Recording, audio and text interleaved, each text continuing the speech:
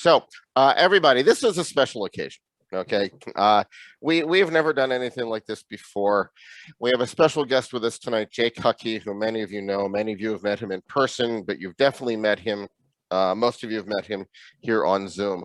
When Eric and I started this stuff over 2 years ago now, when COVID hit, we had no idea what it would turn into. And we also had no idea that one person in particular would really mess us up.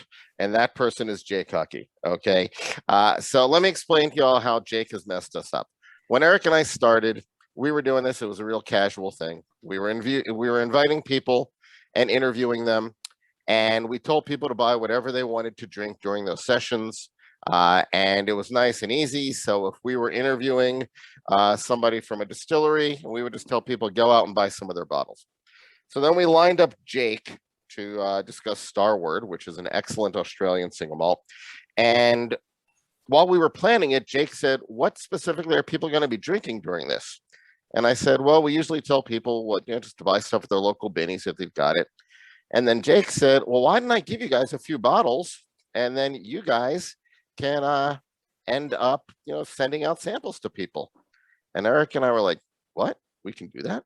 So we ended up with an inventory of thousands of little glass bottles, thousands of little plastic caps. And next thing you know, Eric's garage starts looking like Breaking Bad, because we are then collecting bottles from all these different people, decanting them, and then unofficially sending them out to a bunch of people. So Jake really messed us up. All right. Then he messed us up again. Okay. And the way he messed us up again is that after a specific Delilah's tasting, which we'll be talking about soon, the Delilah's tasting to pick a Delilah's anniversary single bottling, a bunch of us were involved in that. And after we helped Delilah's pick their cask, Jake sent an email to us that changed our lives. And he said, hey, does your group want one of the other barrels that we didn't pick? And Eric and I were like, we could do that. And that really messed us up again because we got really, really busy. So, Jake, I want to raise a glass to you. Okay. Are you sure? Yes, to raise, I am raising a glass to you for changing our lives. And actually, I want everybody to unmute for a second. Okay. And I know we don't usually do it this way, but I'd love for everybody to unmute for a second. And I'd like everybody to say cheers and thank you to Jake Hukee. Cheers. Cheers. Thank Thank you. you. Jake Hukee. Bye. Okay. And let's all have a dram. Now you actually want us to remute? Now I want you to remute. I can have Eric remute you. It doesn't matter. Eric can mute you. I can mute you. It doesn't matter. So was Jake also responsible for that beautiful tasting box that we got from Starward? Yes. He was responsible for that one too. Yeah, when we did that other tasting. Yes, absolutely. So Jake has really done a lot for this group. Jake, I would like you to take a few minutes, please, and tell us a little bit of the history. How did we get here? Because that Delilah's tasting was a very interesting tasting. I had never participated in something like that before to help another group pick something. So can you tell us a little bit of the history of what brought us here? I also had never done a tasting like that with Delilah's too. So when I came to Mike with that idea, I was surprised. He's like, yeah, let's do it. Yeah, well, thanks everybody. First of all, cheers to all of you for being, I guess what you guys say, enthusiastic whiskey drinkers, someone that's always looking for something new. So as much as you want to say thanks to me, I think I owe much more to all of you. But it all really began when COVID kind of took over the whiskey industry. Obviously many industries and affected people's lives a lot worse than never did mine. But my boss, once we realized, hey, like bars and restaurants aren't opening up anytime soon, retailers are just relying on the big guys, but there's a space that's vacant right now online. Vacant as in no one's taking advantage of it about selling, or I don't know. It wasn't vacant in the sense of people connecting or content being made, but these distilleries had an advantage that you can reach out to all these whiskey groups, all these, hobbyists, all of these influencers, if you will, and start selling whiskey. And so it became a topic of conversation a lot between me and my friends in the whiskey industry, a lot on our podcast, which is a whiskey focused podcast. and we kind of started coining it the online premise. My boss said to me, he's like, why don't you just make this your job? Why don't you focus on whiskey groups, our private barrels, and working with influencers, because we're a pretty small team here in America. So I did that and just started reaching out to people. I don't even know how we all connected initially. Was it through Marty? Marty. Okay, so that's actually a very I good do question. remember. Marty Duffy. Okay, so Yeah. initially, when we got started, I knew a few people in the industry who were very well connected, and one of them, of course, is Marty Duffy. Marty is now with Glencairn Glasses. He used to be the Diageo rep, and he's very generous with connections. Okay, if anybody needs to be connected to somebody, Marty's your guy. And I asked Marty for a bunch of people whom he would recommend for me to approach for Eric and me to interview here, and you were one of the people on that list. So yeah, I think I'm fairly certain that it was through Marty that we got started, and then also through Dave Sweet and the Barrel and Bottle and the judging that we did that one day together. Yeah, actually, I think it was through, you were doing a fundraiser for a theater. Yes. And yeah, I was. That's right. Right. And I asked Marty for some connections who might help out with that. Yeah, and I was like, oh yeah, for sure. It's down the street for me. I know the theater, so we kind of got connected that way. And I just I don't know, I just saw you post more. I'm like, oh, there's like whiskey clubs. So when we eventually started doing all these whiskey kits with whiskey clubs and sending them out, doing it very, very above the law. Yeah, but it was a blind eye, and it almost kind of became like a blind tiger in the sense of a speakeasy and prohibition, where in certain counties, certain states, the government turned its back to what was happening in prohibition with speakeasies. And with today, it was about whiskey distilleries sending out whiskey as in samples and selling whiskey online and distribution in a different sense for us to survive or just to maintain a presence in the whiskey industry. So that's what I started doing. I started working with clubs like yourselves. We did a whiskey tasting with, I don't know, probably 25, 30 people that first time. And it was that night, people were messaging me bottles that just walked over to Binny's and bought after our tasting, or even during right. Binny's Lakeview sold out of all of their Nova and all of their Solera almost instantly.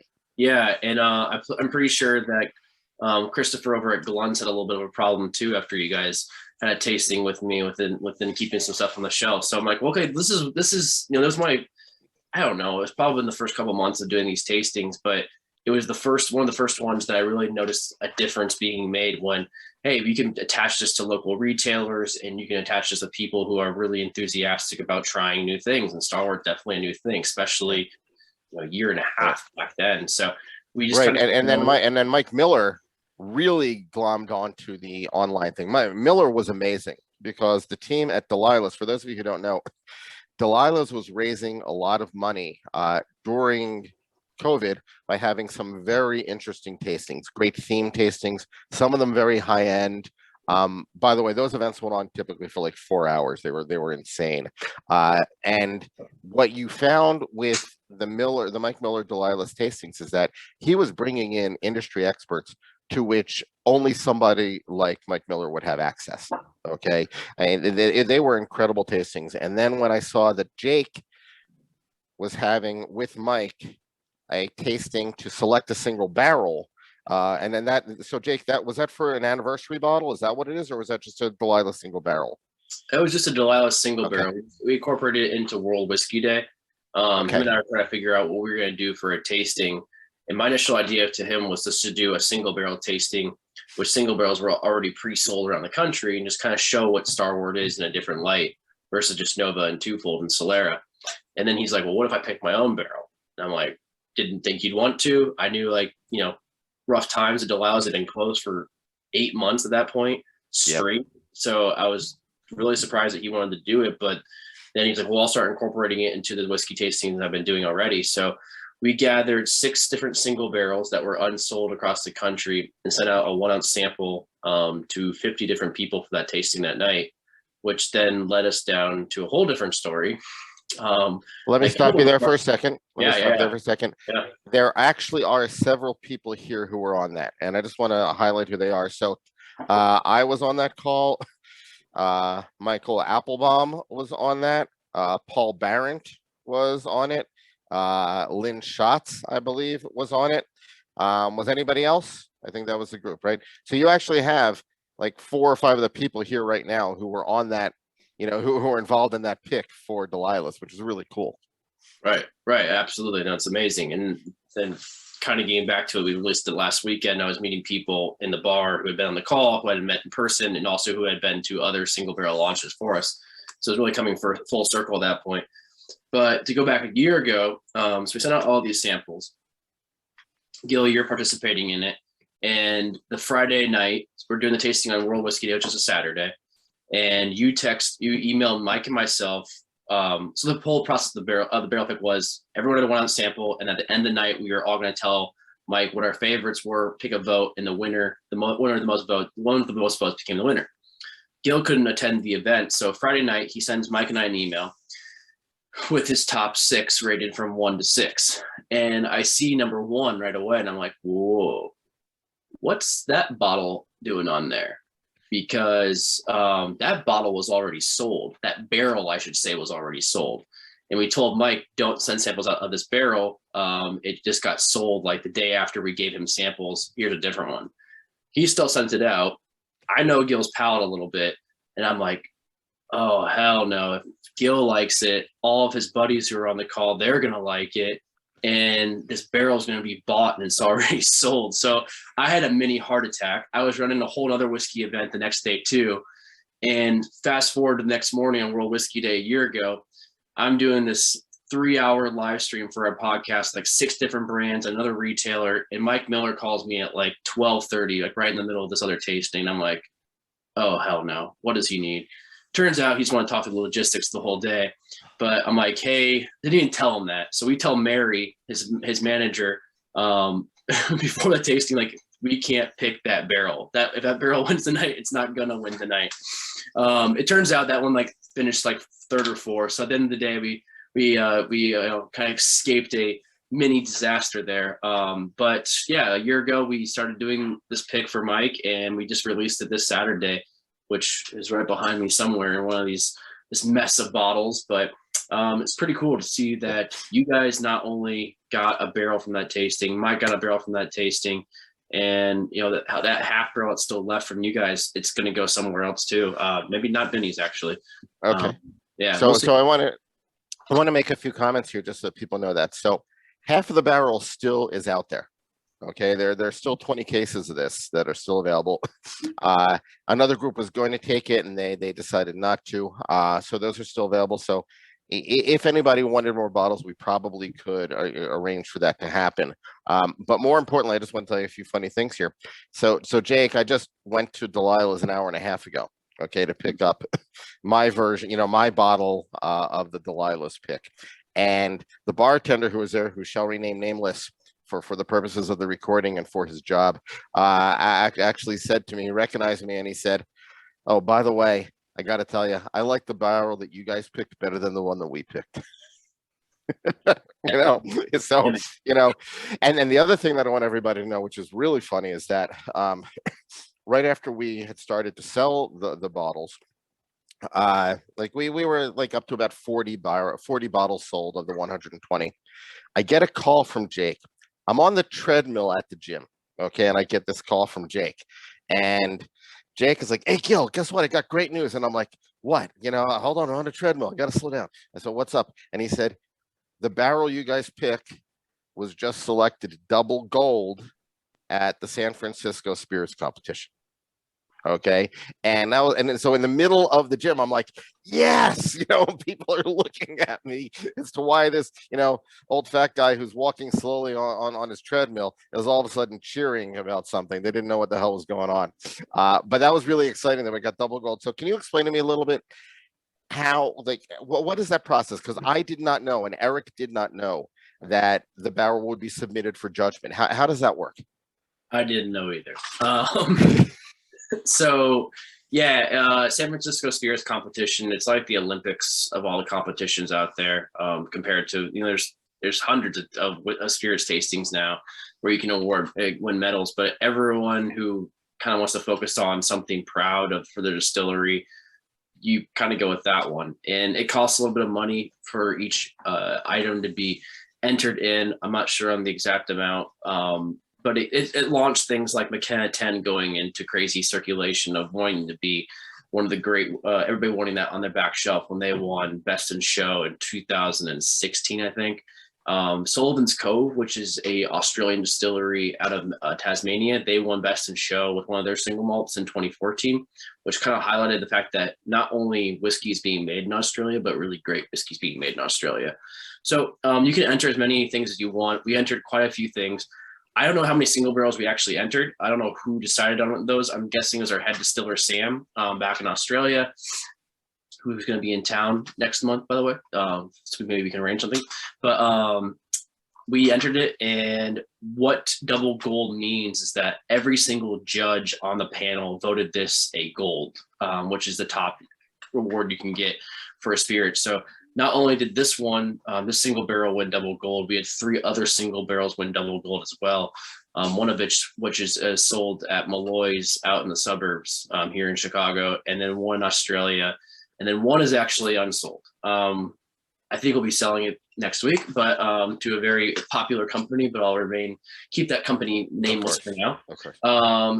But yeah, it was pretty exciting. And then we had 8 other whiskeys that won double gold as well, along with these 4 single barrels too. So it's a pretty exciting time. It is.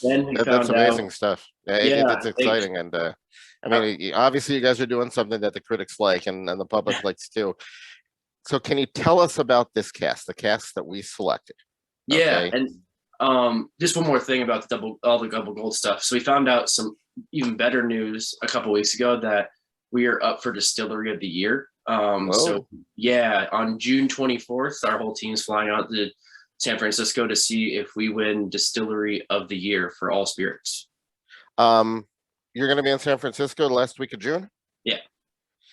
We'll talk. I'm going to be there too. Sweet. Cool. Okay. Awesome. Yeah. All right. We'll talk. All right. Yeah. Let's go into the barrel that you guys chose, which was one of 6 barrel samples on the Delilah's tasting. All right. So if you have not yet tasted your barrel, okay. All right. Either your bottle, please enjoy it. Obviously, many of us have opened it already. Jake, tell us about our single barrel. Yeah, I'm actually tasting the barrel sample itself.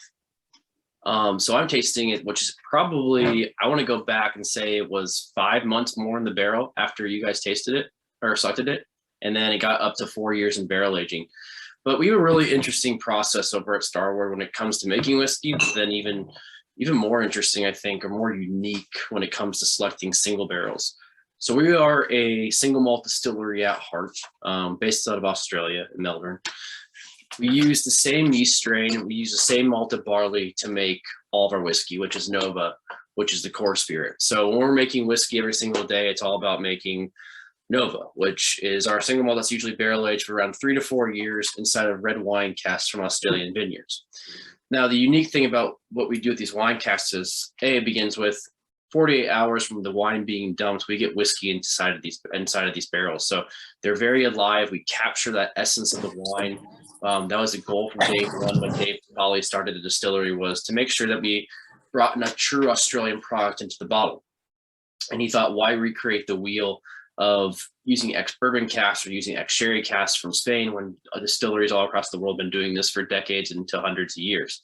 So he's like, let's make a pure Australian product, which is which he thought would be using Australian red wine casks. So we do a full maturation inside these red wine casks. Now, we have about 14,000 red wine barrels fully maturing whiskey at our facilities back in Melbourne.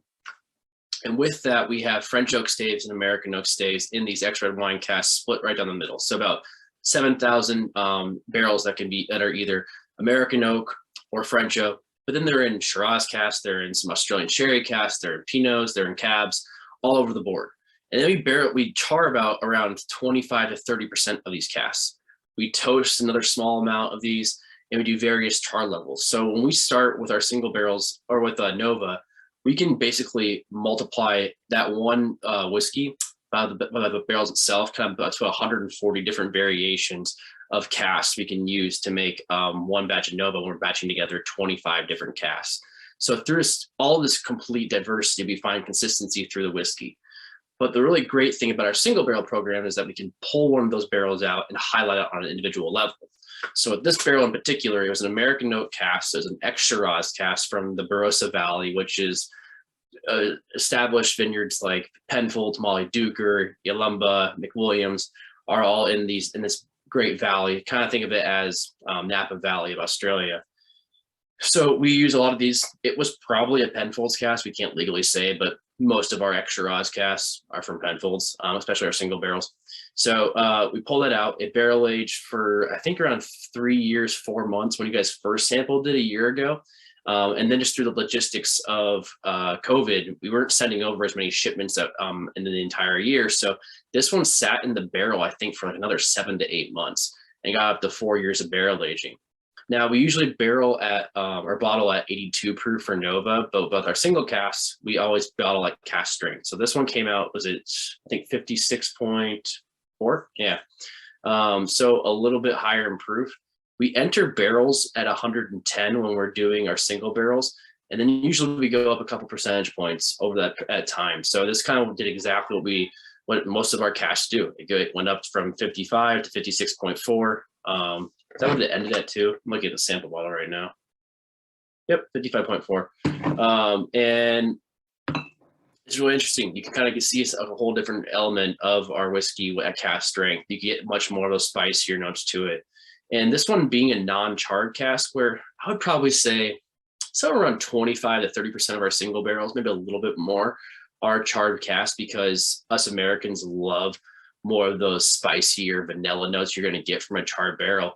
But the interesting about not charring a barrel is that you get this deeper color to the whiskey at the end of the day. You also get more flavor from the wine, because inside of these staves is about a gallon or two of red wine still inside of there. And after this really hot, diverse climate in Australia starts interacting with the barrel for 4 years, it's pulling out all those juices, pulling out all those elements, and integrating really nicely, not overusing the red wine from inside those staves and incorporating it with all the single malt inside of there. So when we don't rechar casks, we actually get a darker color. We actually get more wine flavor. So when we do rechar the barrels, we actually pull some of that wine flavor out instead of having it actively living inside of those staves, where it almost acts like it's a filter between the wood and the liquid. So you kind of pull out much more of this flavor to it. So that's why I love looking at these red wine barrels, whiskeys that weren't recharred, because there's such a beautiful, complex color to it. Well, what type of angel share do you get on that? Oh, sorry. Usually around 6%, 8% at the highest. So one of the other reasons we don't barrel age too long, because if we did barrel age for 8 years, we wouldn't have a lot of liquid left. Got it. So 4 is kind of where we are right now as a company. Although a lot of our Nova says like 2 or 3 years, because the minimum law for Australia is to barrel age for at least 2 years. And we're not afraid to put in a 2-year-old barrel of whiskey inside of a batch of Nova or twofold, because it's ready to go. And our sensory team, who's always sensing the barrels about every 2 months, they can, with their nose and by taste, they're not afraid to make sure that it can go inside of there if it's ready to.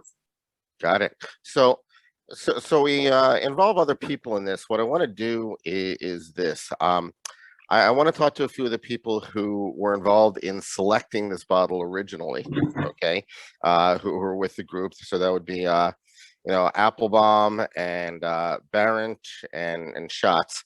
I want to talk to them, and I also want to put somebody else on the spot. I want to put Terry Dinterman on the spot. And the reason why I want to put Terry on the spot is because Terry purchased more bottles of this than anybody else. Okay, he's special. He bought 10 bottles of this, and I want to hear how Terry, how this has been received by the people whom Terry gave it to, the gifts and stuff. So I'm actually going to go to Terry first. So Terry, if you can do me a favor and unmute. Okay, so Terry, you were introduced to this group, I think, by Evan Kleberg, right? Yes, that's right. Okay. All right, and obviously, we've gotten to know you through Zoom and all this stuff, but that showed a really high degree of trust in us to buy 10 bottles of something that you hadn't tasted based on, our selection. Can you tell me a little bit about that thought process? Yeah, sure. So, look, since COVID hit in 2020, and Evan invited me into this group, it's just been, aside from the Peloton, the whiskey enthusiasts were kind of my go-tos to help me get through. And yeah, I've been continually impressed with how smart you guys are about your whiskey and just the way you approach it. The questions you ask are everywhere from somewhat comical to just unbelievably insightful. And I've just enjoyed the journey to start to mature my own palate.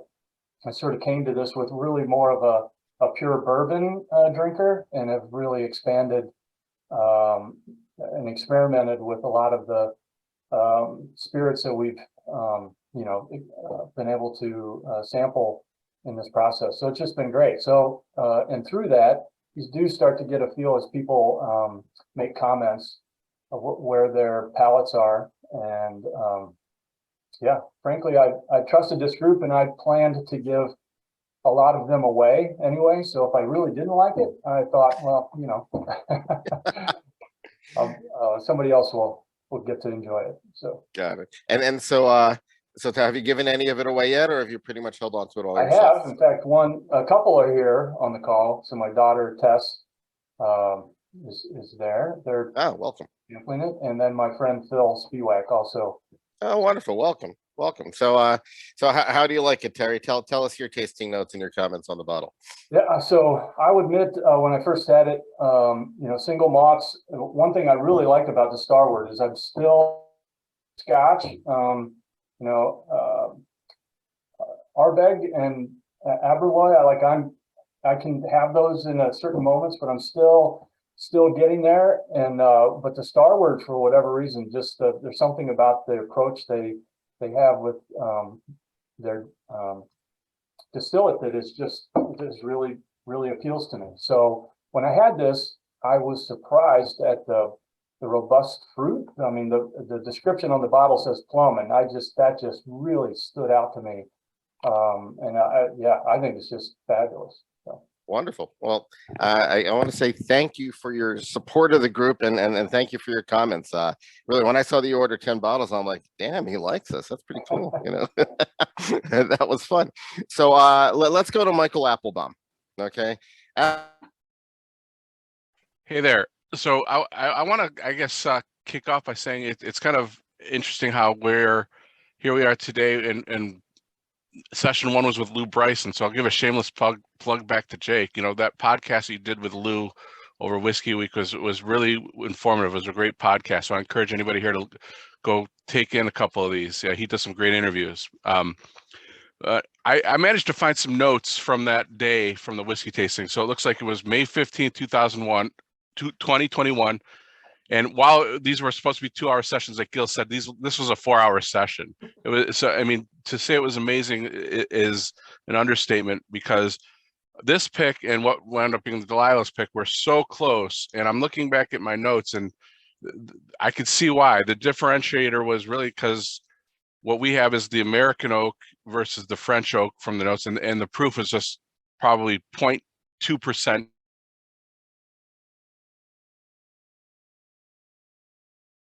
Can't really remember why we picked one over the other, but I'm glad this one wound up being ours because it is delicious. And I'm sure, Gil, when you get a chance to do your side-by-side comparison, maybe you'll spark some what do you mean memory. When I get a chance? I don't know what you mean by when I get a chance. I'm sorry, sharing what you're tasting tonight. Okay. I love that you keep your notes of those things, though, Michael. That's I amazing. mean, it's neat to kind of go back to remember the night with those subtle comments. So I think where I got cut off, I picked up some notes on the influence, and I think this might have come from Dave on the call, but I see Balvenie, Double Wood, Maker's Mark, Wild Turkey, Lefroy, and Johnny Walker. Just those were just something, I guess, that somehow brought us to this, to this whiskey. And can you recall any of that, Jake?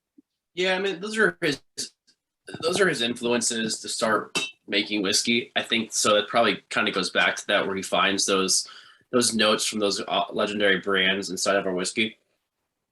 Yeah. But these by the way, Dave, for those of you who don't know, Michael was just referring to Dave. Is it Vital, right? Is that how it's pronounced, Jake? Is it Vital? Vitale. Vitale. Okay, and is he the owner and master distiller? Owner and founder, hasn't distilled in years. Okay, owner and founder. He A lives- really he great lives here guy, in by the the way. U.S. He lives here in the U.S. now and runs our U.S. operations. Got it. Okay. But yeah, so yeah, he definitely when he's making his whiskey, I mean, he clearly loves Scotch. Okay, I mean that's clear, you know, and it comes through in his drams. Let's go to Paul Barrett. Paul Yeah. Barrett, tell us about your recollections from that session and your opinions on this barrel. Yeah, what do you want to know? Tell me what you Fantastic tell me if you session. do you still like it? Yeah, it's fantastic. I still love both of these bottles, and going through my notes, it's hilarious because as we got to Delilah's barrel, that was the third barrel that we tasted that day, and I immediately wrote number one. Right, I absolutely love that barrel. By the time we got to this whiskey, which was our 5th out of 5, I had to go back and add the word "for Delilah's" to number one. Because it was very, I felt it was, you know, a very Delilah's type barrel. It was perfect for there. And I had to write number one next to this one because this was my favorite. So Got it. the thing about this, I have honestly the most notes written down for the Delilah's barrel. I have the fewest notes written down for this. And that's because it was a beautiful chimera that kept changing. It kept evolving in the glass. And one of the things that I'm noticing even now is that single malt graininess really comes out as you let it open up in the glass more. It becomes classically more of those like, you know, grainy notes that you get with a lot of great single malts. On the nose now, I do agree that the being in the barrel a little bit longer has changed its character slightly. The initial tasting, I got a lot of raisin and white grape, and that's becoming more of an almost plum thing for me now. But as it does open up and sits for a while, I'm still getting a lot of the green apple notes in the middle that I was detecting at the prior tasting. And I actually wrote, you know, it's kind of at a certain point during its evolution, a cross between green spot and a nice bourbon. Wow. Because of those great, you know, green apple notes, but with a great oaky background and some of that vanilla. So all of this stuff is still coming true. It's really kind of fun to see what that little bit of extra time ended up doing. It did kind of, you know, move on a little bit from where it was. But clearly this is a whiskey that, you know, has won double gold for very good reason. And it still has that evolution as you drink it. It's not one thing. Yeah, I appreciate those comments. I want everybody to know also about just how we ended up with this barrel pick. So after the Delilah's event, okay, and after the Delilah's barrel was picked, that's when Jake sent the email to Eric and me, okay, and he said, do you guys want, you know, one of these other barrels? So then I sent down an email to Michael and to Lynn, okay, and to Paul, and I asked, you know, so tell me, you know, which of these do you want? Okay, and I you know, and they pretty much came up to this conclusion. They said, this is the one that we want, you know, which is just great. So there was agreement on the quality of this barrel. I have to add one thing. Yes. You know, when we were doing that tasting, there was such a resounding love for this one that a lot of the crowd were like, why can't you do two, Mike? Well, I'm glad he didn't. I'm glad he didn't do two picks because we would have lost out. Yeah, I agree. I'm having some flashbacks now. I think the whole conversation started with Paul and I talking about, well, why don't you take this barrel? Because I remember him and I talking about this one a lot, especially from those notes. I was looking for my notes. I know I have it somewhere in one of my 8 notebooks of whiskey about the night. And this one definitely did stand out. And then another one we sold to Beer Cellar out in the suburbs as well. Another shameless plug for the podcast. We had Green Spot on this week. So yeah, very nice. there we Comes go. full circle. There we go. So actually somebody else just joined us, but we're going to recognize John Joyce in a minute. But before we get to John Joyce, because John Joyce is a long-term Delilah's fan who also was on that call and who has also purchased a bottle. Lynn Schatz. Lynn, hello, please unmute. Well, so Lynn, tell us about this bottle.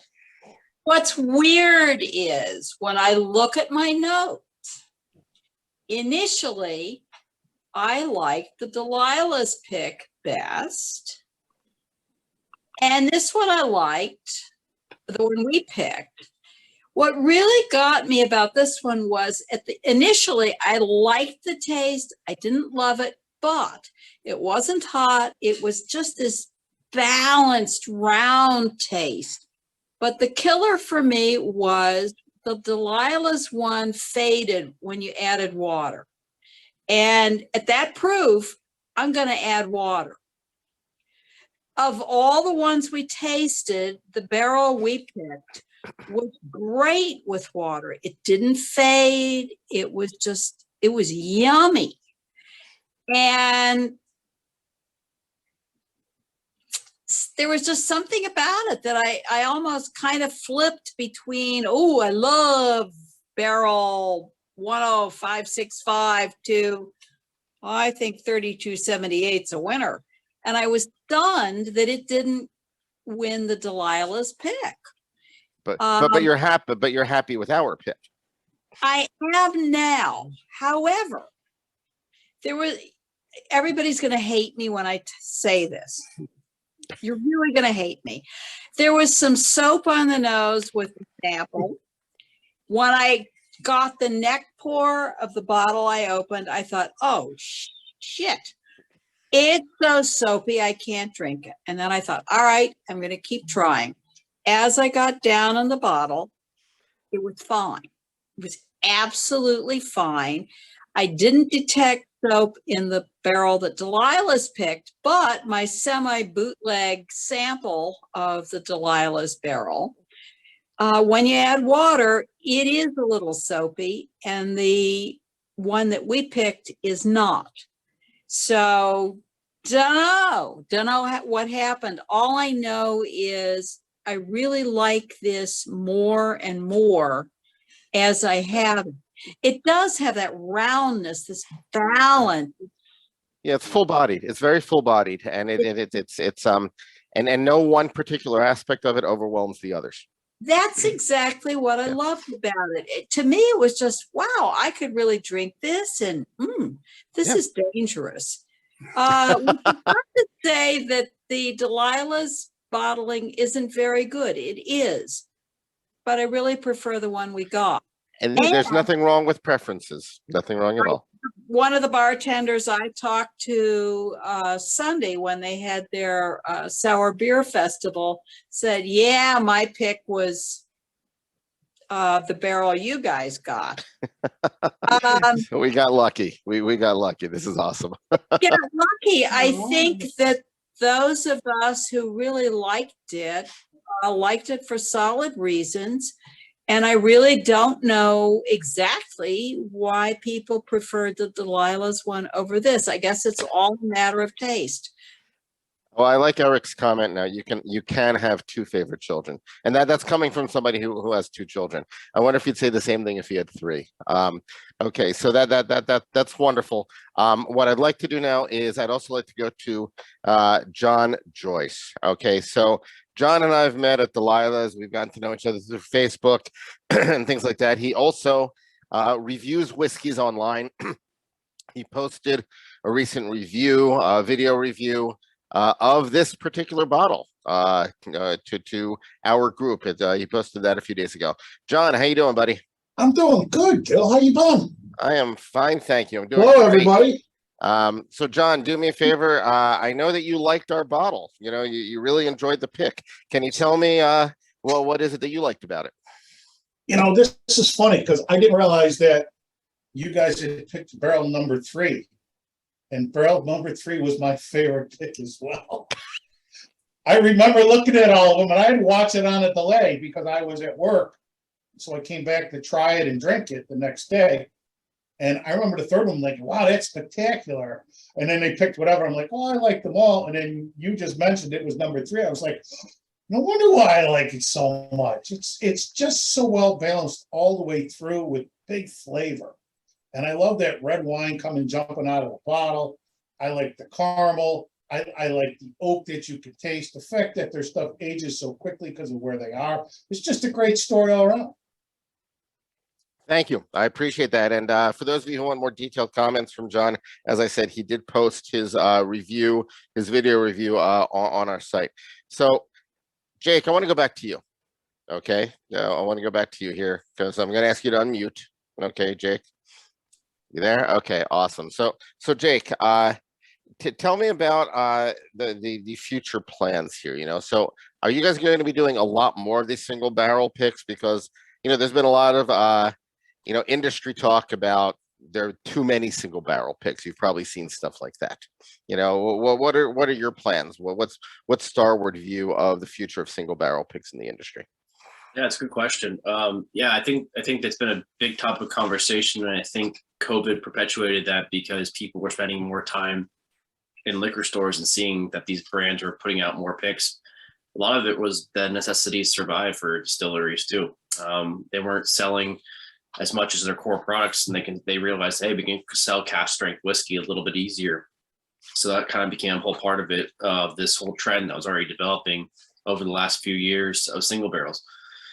Starward didn't have a single barrel program when we first entered the US 3 years ago. We've been kind of making it up as we've gone along this entire time, mostly because I lead that program. So, well, we're glad to help. Glad to help. Yeah, no, I'm glad to have you guys. Great proponents of the brand, obviously. Yeah, we are. We're still selling probably about 35 more single barrels this year. That's the goal across the United States. We've sold 37 or 40 or so far this year, or the last like 6-7 months across the United States. And the goal is to sell more. We see it as a way to identify our brand in a very unique way, or a unique palette, I guess, and bring it back to our core spirits. So not only are we just doing single malts, we started doing wheat whiskey as well for some single barrels. We introduced 8 of those into the market this year that are all now sold, and will be, if they're not already in stores, will be in stores within the next month, where we're taking away a part of our whiskey called Twofold, which is a blend of wheats and malted barley, and pulling out these almost 7-year-old single barrels, some of the very first wheat we ever laid down. Is that I think I saw on Facebook, is that with the Fox Valley Whiskey Group? No, it's with Malloy's out in Malloy's. their Okay. main stores in Glen Ellen. They have one in Lyle and Naperville as well. Got it. Yeah, that's the one. I think it's the only one in Illinois.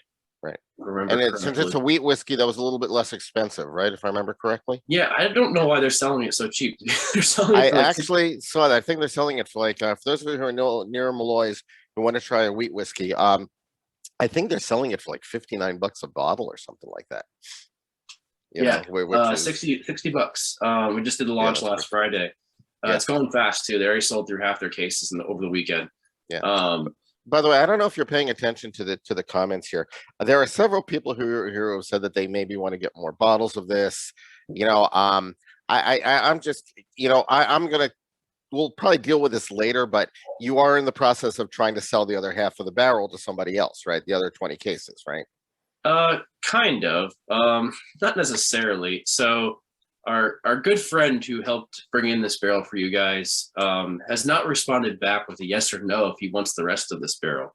So I'm sure if you guys wanted more, he'd definitely bring in more for you on an individual level. So that's the only person I'm talking to right now with this, because he kind of has first claim.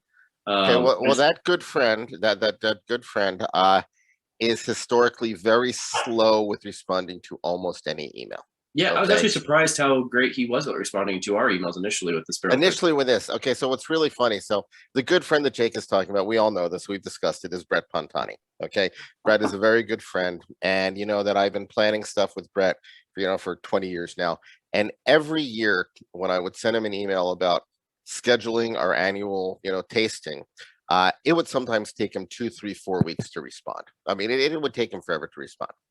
Yeah. Fast forward to a year ago. Okay. Jake sends me the email saying, do you guys want a single barrel? Right. I'm like, hell yeah. Okay. And, Jake tells me how to do it. Then we have to work through a retailer. I send an email to Pontani. Actually, no, I might have sent him a text. I sent it and by the way, he's great at ignoring texts too. By the way, he's great at ignoring emails. He's great at ignoring texts. Busy man. That's what he does. So I sent him a text. He actually called me back within 2 minutes. Seriously? Okay. Seriously. Okay. Brett never does that. And I think it's because of the fact that he was excited that, you know, a group that he's known for so many years was actually interested in doing a single barrel, and that we would do it through him.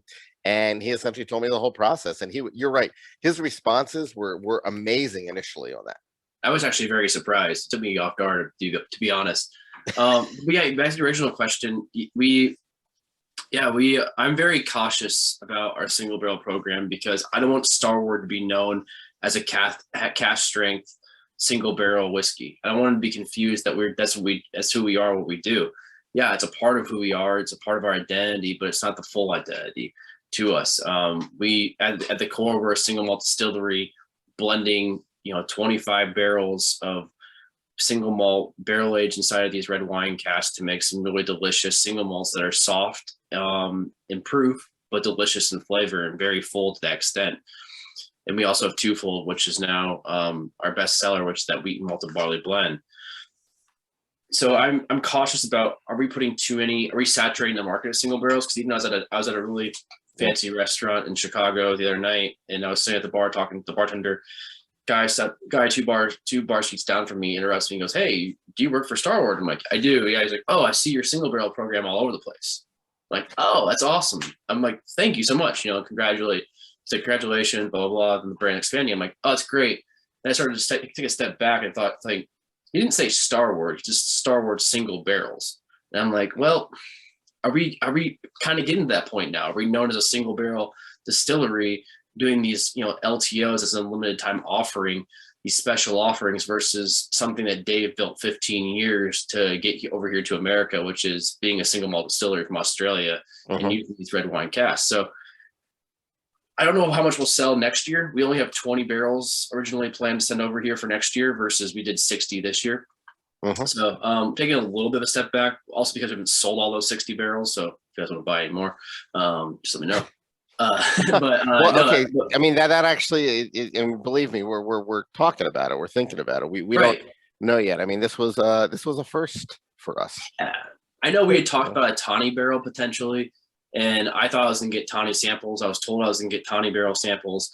For anybody who doesn't know what we're talking about, we do a annual release over in Australia where we barrel age Nova essentially inside of these tawny casks for around 4 years. And it's at 48% versus 41%. It's my favorite whiskey we produce at Starward. I have a bottle that I brought over from Australia 3 years ago that I haven't opened just because I don't know when to open it. So can we get it, Jake? Is this something we can get or not? I thought we were going to release it as an LTO this year, but unfortunately we aren't. We just released Octaves as our very first LTO in the US. Deb Samuels. Is Deb Samuels still on here? There's Deb Samuels. Deb, please unmute. I think that Deb has a bottle of Octaves, right, Deb? Yep, right here. Haven't opened it yet, but Me do have a too. bottle. Okay, so tell us about Octaves. So you haven't opened it yet. So Jake, tell us about Octaves. Yeah. So this is an homage to when Dave first started the distillery back 15 years ago when we got a lead on 50 Shiraz casks from this really great vineyard family estate called Yalumba. And this Octavius wine, which is a Shiraz, that's like $150 a pop US for the bottle of wine. Our head distiller found out about him, and he's like, "Let's go try it out. Like, this is your idea. Let's go see if we can have these barrels." And at the time, nobody's using red wine casks for any secondary purpose inside the distilling industry in Australia. So they went and bought them. They bought 50 of these barrels. Dave's like, "I have no money to pay you. I just invested all of my money into this distillery." They're like, "Yeah, you seem like a nice guy. Here you go. I owe you." So basically, they sold them for like $85 a bottle or barrel.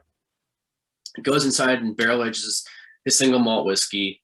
People like Jim McEwen came and tasted the whiskey and said, "You got something special here. Just keep waiting for it." And it's been 18 months. It's very painless. It's very painful. It's very arduous to wait. It's the hardest part of distilling, of being a distillery, is that patience. So eventually, 3.5 years later, he releases it, kind of turns it into Solera from these Octavius red wine barrels, which was our very first release, which was Solera. And we never really did anything on an individual barrel fashion with these Octavius wine barrels. So About 3.5 years ago, our distillery had the idea for a 15th anniversary to go back and revisit these barrels for the first time and release it on an individual level. So these are barrel aged in Yalumba's Octavius red wine. It's a Shiraz. Barrel aged for around 3.5 years, bringing it up from 41% to 48%. So essentially it's Nova, but only in these special reserve Shiraz casks. So, And is it available at Binny's? it's basically the only place it's available in the US. It's also available on our website too at starward.com. Okay. And some independent stores around the city. But Benny's is your easiest spot. We only got 300 bottles in the Chicagoland area. Oh, wow. Okay. So Yeah. if you want it, get it. All right. What's the retail price? Do you remember? It's 80 on that one. Oh, that's not bad. We That's did not a bad. we did a master class last week at Malloy's to launch their single barrel and the Octaves barrels. People went into the shelves and bought the bottle or took the bottles off the shelf before we were done with the class. So kind of goes fast once you get the workouts out. Got it. So we're coming up on almost an hour. We started a little bit after 7, and obviously I've asked for comments from people who've been involved in tasting this stuff before. But if anybody else has any comments, any opinions on the whiskey, we don't have to be formal about this. You can just unmute yourself and talk. I'm going to put Elhan on the spot a little bit because Elhan, he's one of the people who commented that he wants to buy more bottles. Okay, so that means that he likes the stuff. So Elhan, talk to us. Tell us what you think about this. No, it's great. I agree with a lot of things that were discussed. I like whiskeys who are layered and complex, and it's kind of a give you a different experience from nose to palate to finish. And I think this whiskey fits that, very well. It's very approachable, giving the high ABV as well. It's a beautiful whiskey. I like it. And, at the expense of maybe disagreeing with Jake a little bit, I don't think it's a bad thing to have good single casks out there and known, because that kind of talks about the cask quality, right? The distilled quality. Like when you start getting these one-off casks, like great quality one after another, I think that's a great thing for a brand to start making name. And versus when you blend stuff, you can kind of hide things a little bit. But single cask is very pure and unmistakable, right? It is good or it's not, right? Or either like it or you don't, right? Yeah. And the fact that people keep enjoying single cask from Starward, I think it's a good thing for the brand. And of course, I'm not in the business, so there may be a saturation point, maybe, but I kind of see that as a positive versus maybe a negative thing. And I didn't say you said it in a negative way, but but I think it's a good thing to be known with good quality whiskey, whether single cask or your blend. And I think you guys are achieving that, so that's a good thing. Wonderful. Thank you. Good comments. I Thank you. appreciate it. So Jake, I'm curious, if people do want more bottles of this, should I try to put them in contact with you, or should you and I talk offline about how that might happen? Probably be easier for you and I to talk offline about that. Okay. All right. That's We'll fine. still have to Oh, go through the same process. okay. All right. That's fine. No problem. Yeah, everybody just email Gil and I, and we'll collect all the orders. Yeah, and sure. figure out- So actually, that's a good point. If you want more bottles of this, send an email to us. Let us know how many you want, and then we'll try. Then we'll work on trying to get them. It won't be a Okay. problem. Do the same process. They're technically on reserve for you guys at a distributor. In a way. Really? Wow. Technically. Yeah. Technically. Okay, that's Yeah. fine. Okay, that's fine. By Mike the way, Lysis, Jill, yeah. I have a Drammer's bottle as well that, I think you tried this at my place as well. Yeah, Like, this was that was another good. great bottle. Like, that's what I'm saying. It's like every single cask of Starward that I try is actually either really good or good. Like, I never was disappointed so far.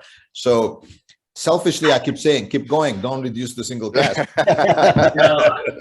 And that's a great point. I think it's just a matter of, you don't want our distillery to be known only for one thing, producing great single cask versus producing great whiskey overall. So I exactly hear what you're saying on about that.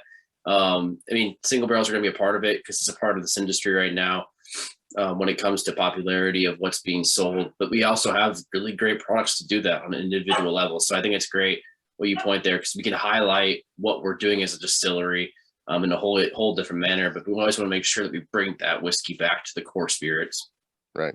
So Jake, you're gonna love this. So one of the people on here, Mike Lysis, okay, I'm gonna ask him to unmute in a second. Mike and I are buddies. He and I work together, and Mike Sorry, and his Chris. wife every year, Mike and his wife every year get I think it's a whiskey advent calendar kit. Okay. And they got the one this year that was like international whiskeys.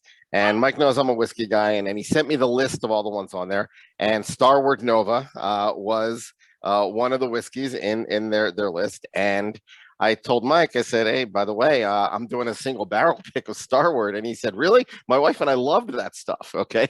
So, Mike, now that you've tasted it, tell me, what do you think of this thing? Wait, You're he's having muted. trouble. You're still muted, Mike. There How we go. about that? There we you go. No, we really enjoyed it. It was so funny when he told us about Starward. It was one of our favorites that was in the advent calendar. And they are from all over the world, all over the U.S., Japanese, Australian, Scotland. So it wasn't just whiskey, Scotch, etc. And we really enjoyed the Starward. So when he said he had some, I said, yeah. So I bought 2 bottles. And no, I've had a lot of fun listening to this and being educated a bit too at the same time. How are you handling the fact that this is a cask strength? Because most of the things in that Advent kit, if I remember correctly, they were regular barrel strength. There's only in the 2 low that were 40s. cask strength. Yeah. I must confess, when it's cask strength, I usually add some water to it. That's fine. And I haven't yet, but normally I do, just because it has a little bit strength to it at this level. Got it. Oh, by the way, while we're at it, I want everybody to say cheers and mazel tov to Mike, because he's a new grandfather, first-time grandfather. Oh, yes. So, Mazel hey, tov. mazel Thank tov you. and cheers to Mike. So, definitely wonderful about that stuff. So, does anybody else have any other comments or questions about this barrel before we wrap this up? Feel free to just jump in if you have anything. Okay, Eric, what about you? You have anything to say? For sure, I think we should take the tawny if you can guarantee us double gold again. Sure. Let me call Fred Minnick. Actually, Jake, I want to tell you that I'm friends with the guy who owns Geha's, the fondue restaurant in Lincoln Park, and he is a huge fan. He's a big wine guy, of course, and his wife is a sommelier. And when I told him about the tawny port, he said, "If you get that, I will buy it." Okay, so just want to let you know that there's definitely a market here for that. So what I'd like right now, what I'd like everybody to do, if you're so inclined, if you don't have anything left in your glass, please go ahead and pour some more. If you're so inclined, I would also like everybody to please unmute yourselves. Everybody, please unmute. We can't do that for you.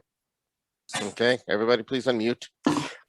And everyone, please join me in saying cheers and thank you to Jake Hukee from Starward. Cheers. Awesome. Thank you. Thank you and He's cheers. awesome. Star Wars. Thank you, Jake. Thank you. Jake, There you as go, man. always, Keep this has doing been a what you guys pleasure. do. We love it. Jake, do you have any final words for us before we turn off the recording? Yeah, absolutely. As I mentioned earlier, this was one of the very first Zoom tastings that I saw that it was working, and hearing all these connections that people have with Starward now, 3 years later since we entered the market in the U.S. I was the very first employee of Starward in the U.S. and I didn't know what the hell we were doing. To be honest, I'm like, we're selling Australian single malts. It's fucking good, but this is tough. This is gonna go tough. And I believed in my boss's vision. I believed in what the company was doing. And to hear all these connections people have with Starward now 3 years later, where you're tasting it with friends and you say, yeah, I had an advent calendar. Hell yeah, I have a drammer's pick of that. Just the other day, I had a friend sitting on a ski slope, and he said that his buddy pulled out a flask. And he's like, hey, what do you have in the flask? And he's like, I have this Australian whiskey called Starward. And it turns out that friend is my marketing director's husband. So it's like, it's working. It's working. So you were in a minority that voted against? People like you guys are making this happen. So thank you so much. As I like to say after all these tastings, my grandfather was an engineer for Jim Beam. He's the one that's cultivated this whole whiskey experience inside of my mind to kind of continue it further from a passion into a career. And what he always told me is when you're in good company, you always have good whiskey. So cheers to all of you. Cheers. Man, Awesome. brother. Thank you.